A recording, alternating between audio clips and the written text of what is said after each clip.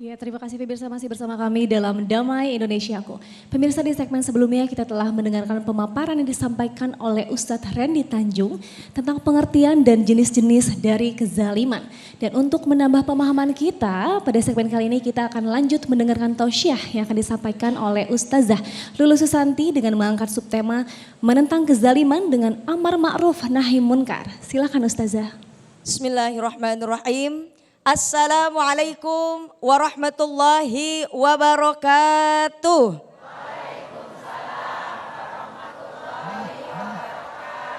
Alhamdulillahilladzi ja'ala al-ilma bita'allum wa arsala li ta'limin al-anbiya wassalatu wassalamu ala sayyidina Muhammadin sayyidil atqiya wa ala alihi wa ashabihi ahli sidqi wal wafa amma ba'du.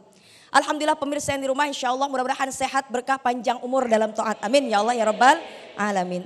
Ada ibu-ibu di sini sehat semuanya Bu? Bapak sehat?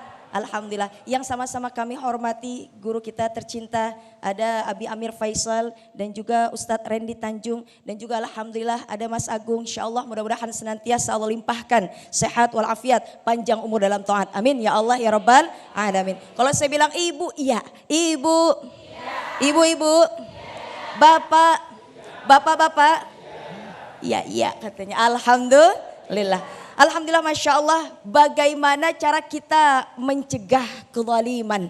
Masya Allah, ini agama Islam disebut juga Al-Qanun atau undang-undang. Kemudian juga An-Nizam, adanya disiplin. Kemudian Al-Khudu, tunduk. Dan insya Allah mudah-mudahan senantiasa kita jaga bacaan Quran kita, hafalan Quran kita, dan mengamalkan. Karena Rasulullah Sallallahu Alaihi Wasallam bersabda, "Taraktu fikum amraini in tamassaktum bihima lan tadillu abada." Aku tinggalkan dua perkara, hidupmu tidak akan hancur, hidupmu senantiasa sejahtera bahagia. Dengan apa? Al-Quran dan hadis. Baca, karena jelas al-halal bayyin. Yang halal dijelaskan, yang haram dijelaskan. Insya Allah. Bu, yuk jangan sampai kita ada kezaliman. Muhasabah diri. Tapi bagaimana mencegah kezaliman? Yakni amal ma'ruf nahi munkar.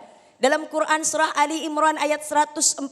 Wal takum minkum ummatu yad'una ilal khair wa ya'muruna bil ma'ruf wa yanhauna 'anil munkar. Ulaika humul muflihun. Ibu, bapak, yuk sama-sama. Karena kenapa? Saling kita semuanya di antar kalian ada segolongan yang mengajak kepada kebaikan dan juga menyeru untuk jauh kepada kemungkaran. Mereka adalah orang-orang yang beruntung. Amin ya Allah ya Rabbal. Bagaimana kalau kita lihat kemungkaran? Hadis Rasulullah Sallallahu Alaihi Wasallam bersabda dari Abu Sa'id Al-Khudri. Rasulullah Sallallahu Alaihi Wasallam menjelaskan, apabila kalian melihat kemunkaran, man ra'a minkum munkaran falyughayyir biyadihi, maka ubahlah dengan tangan. Tapi kalau nggak bisa, maka mohon maaf dengan lisan. Tapi kalau nggak bisa, maka dengan hati. Wadzalika adhaful iman. Tapi itulah yang dikatakan selemah-lemahnya iman. Ini nama masjid kita di Bintara Raya, Masjid Al-Iman. Al-Iman kadang kita iman naik ya Bu ya. Yazid wa yankus. Kadang naik, kadang turun. Yazidu bit ta'ah wa yankusu bil ma'siyah. Kadang naik karena ketaatan, turun ya karena kemaksiatan. Ibu, bapak, pemirsa yang dirahmati Allah, maksudnya apa? Kalau kita melihat kemungkaran, kezaliman, yuk rubah dengan tangan kita. Artinya mereka yang memiliki power, ya, kita punya power nih. Ayahanda di rumah tangga silahkan bisa dirubah. Kemudian apa? Yang menjabat silahkan jaga amanahnya. Kullukum ra'in wa kullukum mas'ulun an ra'iyati. Setiap kita adalah pemimpin dan akan dimintai pertanggungjawaban di yaumil akhir. Pak, ingat ya Pak ya, tanda tangannya ntar dimintai pertanggungjawaban. Jangan main tanda tangan aja tuh. Bu, ingat hati-hati yang namanya diri kita, mohon maaf, ar-rashi wal murtasyi finnar. Hati-hati jangan ada sogok menyogok. Na'udzubillah min dzalik. Gak ada tuh kezaliman. Ketika kita melihat kita punya power, Bismillah, maka senantiasa kita rubah dengan power kita, kekuatan kita. Ini ada cerita bagaimana Khalifah Umar bin Khattab ya, didatangi oleh sosok Yahudi yang sudah tua. Kenapa?